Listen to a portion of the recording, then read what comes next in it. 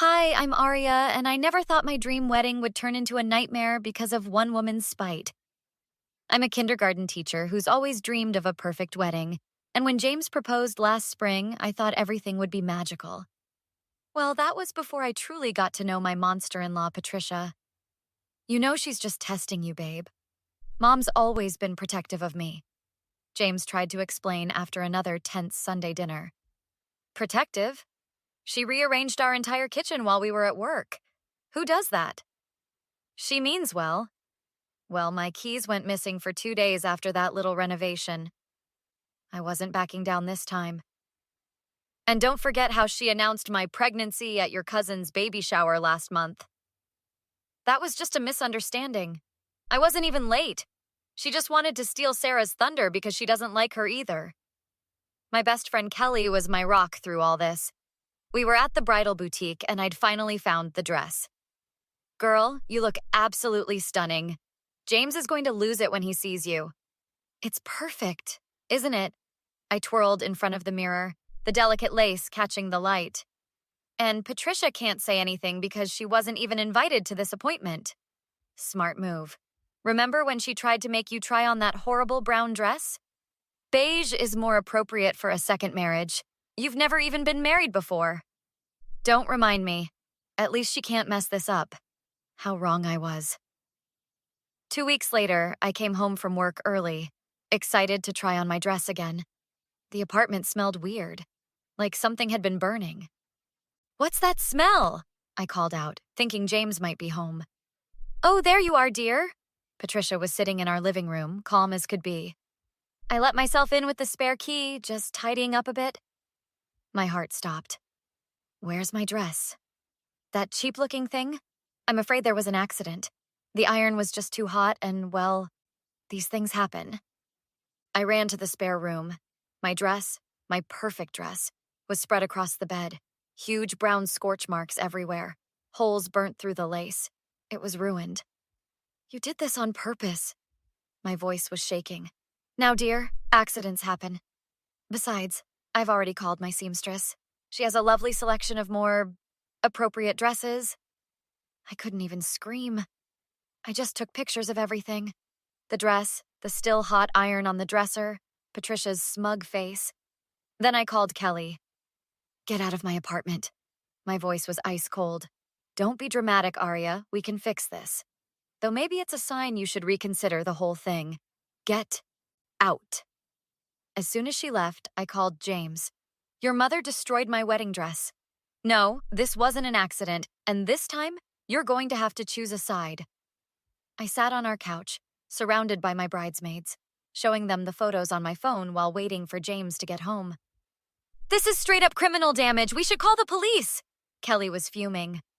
"The dress cost $3,000. That's definitely felony territory," Sarah added, taking detailed notes. "First, we need video evidence. That spare key? I had a security camera installed after the kitchen incident. Got everything on tape." The front door opened and James rushed in. "Babe, I got your messages. What happened?" His face fell when he saw the ruined dress. "Your mother happened. Again. But this time I've got proof." I played the security footage.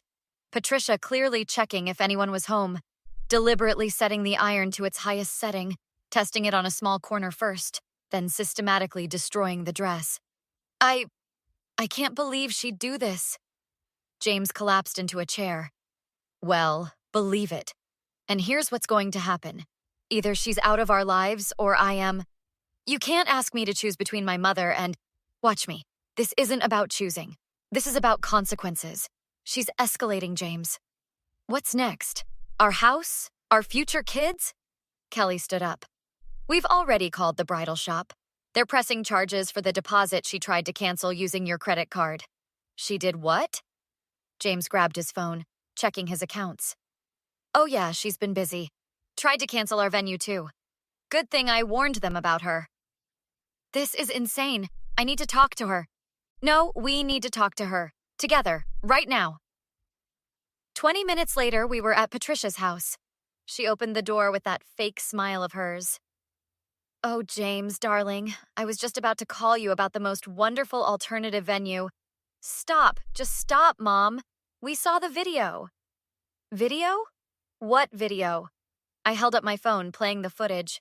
Her face went from confused to angry to calculating in seconds. Well, I was only trying to protect you. That dress was completely wrong for someone like. Someone like what, Patricia? A kindergarten teacher? Someone who actually loves your son instead of trying to control him?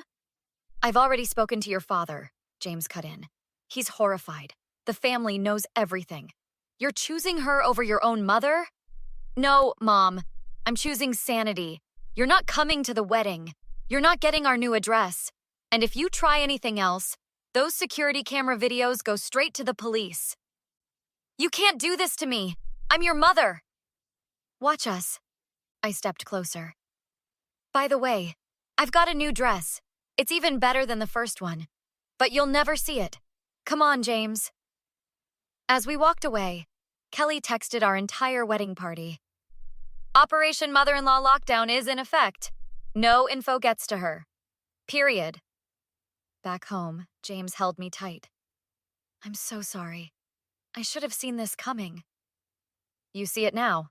That's what matters. So, about this new dress. Not a chance, mister. But trust me, it's perfect. And your mom's going to hate that she'll never know what it looks like. The next morning, James's phone wouldn't stop buzzing with messages from relatives. His Aunt Margaret called while we were having breakfast. Your mother's telling everyone you've been brainwashed. She's crying to anyone who'll listen about her poor, manipulated son. What exactly is she saying, Aunt Marge? That Arya set up hidden cameras to spy on her, edited the footage, and is turning the whole family against her. Classic Patricia playbook. I grabbed my phone and opened our family group chat. Hey, remember how she acted at Sarah's baby shower? Got proof of that, too. James raised an eyebrow. You recorded that? After the kitchen incident? I record everything. Watch this. The video showed Patricia dramatically announcing my pregnancy and then whispering to guests that she was so worried about the poor dear's drinking habits. Send that to Aunt Marge. Actually, send everything to everyone. Already did. Kelly made a whole Google Drive folder. Your cousin Rachel just called it the Patricia Papers. His phone buzzed again. This time it was his father, Richard. Son, your mother's at my house having a complete meltdown.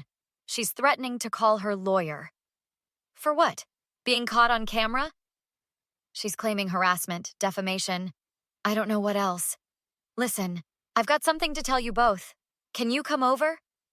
At Richard's house, we found him sorting through old photo albums. Look at these. Every major event in our family. See anyone missing? The photos showed birthdays, graduations, holidays. In each one, someone different had been cropped out or pushed aside. Your mother's been doing this for 30 years. Controlling, manipulating, isolating. I was too weak to stop it then. But I'm done now. Dad? No, let me finish. I filed for divorce. Should have done it years ago. And Arya, I want you to know I'd be honored to walk you down the aisle. My own dad had passed away years ago, and Richard's offer brought tears to my eyes. You'd do that? Even with everything happening? Especially with everything happening. It's time this family had some real love in it. A loud bang at the door interrupted us. Patricia stormed in. Having a little family meeting without me? How convenient. You need to leave, Patricia. Oh, I will. Right after I tell you what your precious future daughter-in-law did last summer at the lake house. You mean when I caught you going through my personal files? Got that on video too? You're bluffing. I pulled out my phone. Wanna bet? By the way, James's cousin Lisa says hi. Remember when you told her she was too fat to be a bridesmaid at her own sister's wedding? She's our new wedding coordinator. Patricia's face went pale. You're turning my whole family against me. No, Mom. You did that all by yourself. Now get out before we add trespassing to the list. After she left, Richard turned to us. You know she'll try something at the wedding. Let her try. Kelly and the bridesmaids have a whole security plan. Plus, Lisa's hired the biggest bouncer she could find. That would be my brother, Richard grinned. 6'4" and really looking forward to keeping the peace. The morning of our wedding, I was getting ready with my bridesmaids when Kelly burst into the room. You're not going to believe this. Patricia just tried to crash the pre-wedding photos dressed in white. Please, tell me someone got it on video. Better. Uncle Mike. You know, the bouncer? He literally picked her up and carried her to her car while she screamed about her constitutional rights. Did she really think she'd get past security wearing white? Sarah pulled up the security footage on her phone. Look at her face when Mike just lifts her like a bag of groceries. Ladies, sorry to interrupt. Richard poked his head in. But you need to see this. Your video compilation went viral in the family group chat. Patricia's sister just called. Apparently, she's pulled this stuff at every wedding for the past 20 years. The dress burning? No, that's new. But the announcement stealing, the white dresses, the victims of misunderstandings, it's all there. 3 decades of receipts just dropped. Even her church group kicked her out. Kelly high-fived me. Karma's finally catching up. Speaking of karma, Lisa walked in, grinning. The country club just blacklisted her. Turns out she's pulled similar stunts at their events. They're refunding her membership. I smoothed down my new dress, a gorgeous vintage-inspired gown that made the first one look plain. Ready to do this? Richard offered his arm. Walking down the aisle, I spotted James tearing up. Behind him, where his mother should have been, stood his entire extended family, all wearing matching Team Aria pins that Lisa had secretly ordered. During the reception, James's grandmother pulled me aside. I've got something for you, dear. She handed me an envelope. It's the deed to our summer cottage. I always promised it to the first grandchild to get married. Was going to give it to Patricia to hold for James, but, well, let's just say I've learned my lesson about intermediaries. That's incredible. Just promise me one thing. Change the locks. Patricia still has the old key from last summer. Later, during our first dance, James couldn't stop smiling. You know what Mom's doing right now? Do I want to know? Sitting at home, watching our wedding photos pop up on every relative's social media. Aunt Marge just posted the whole ceremony live. Think she learned her lesson? Probably not. But we did. No more chances, no more benefit of the doubt. Kelly clinked her glass for the toast. To the happy couple who taught us all that sometimes the best family is the one you choose, and that security cameras are a worthy investment. As everyone laughed, Richard stood up. And to my new daughter, who didn't just stand up to a bully, she gave the rest of us the courage to do the same. I looked around at our reception, filled with genuine love, real smiles, and not a single manipulative bone in sight. Ready to start our drama-free life? James squeezed my hand. Almost. Just sent Patricia one last text with a photo of us signing the deed to her favorite summer cottage. Petty? Maybe? Satisfying? Absolutely. What would you have done if you were Arya? Would you have taken legal action against Patricia for destroying the $3,000 dress? Or do you think cutting her out of their lives completely was a better form of justice? Share your thoughts in the comments. Have you ever had to deal with toxic family members? And where did you draw the line? Sometimes the hardest boundaries to set are with the people closest to us.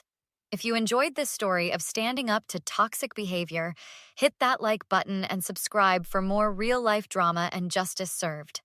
New stories every week about people taking back their power. Remember, blood doesn't always make someone family. Sometimes the family you choose is stronger than the family you're born into.